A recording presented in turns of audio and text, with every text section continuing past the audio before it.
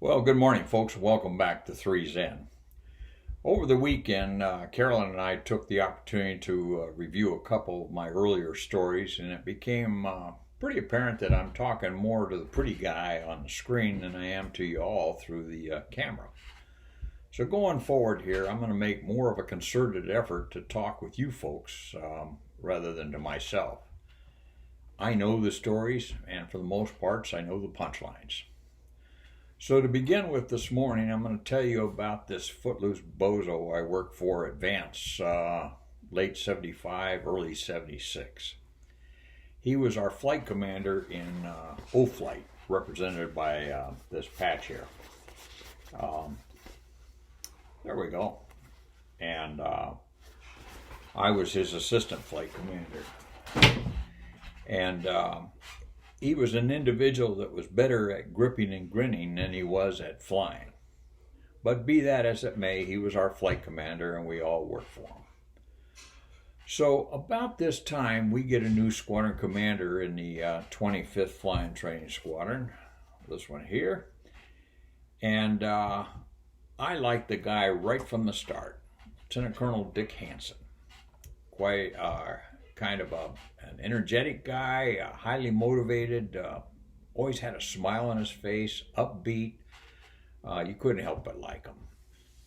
At any rate, one of the first things he did upon assuming command of the 25th was he came around to each one of our flights to introduce himself, give us a little bit about his background and what his vision was for the squadron going forward.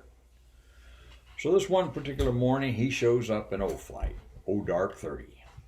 He comes into our flight commander's office, represented down here, and takes time to talk with the IPs for a bit, kind of giving us, again, a look at himself.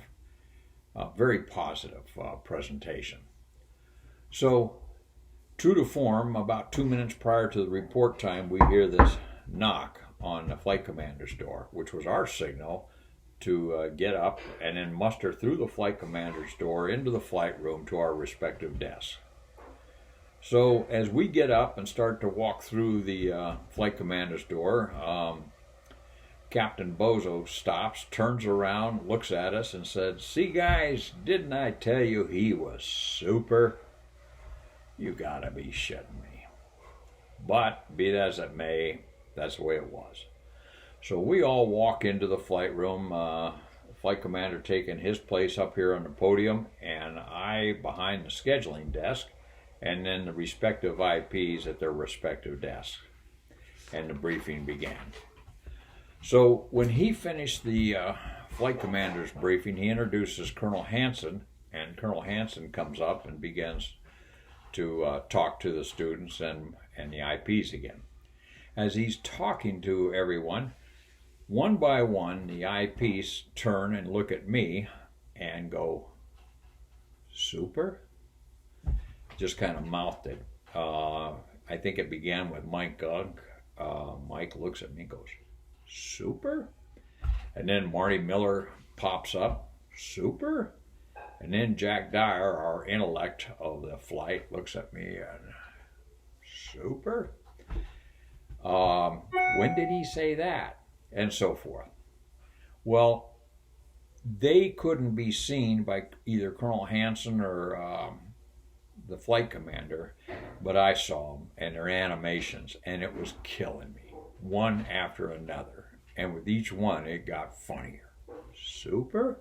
When did he say that?" And they scratched their heads like they were thinking and so forth. Well, like I said, it was killing me. I got to the point where I had to turn around and start reading the student names off the scheduling board and what flights they were on, anything to detract me from watching these guys. But anyway, God love them. They really had a go at it, and it was everything I could do to keep from bursting out laughing. Thanks, fellas.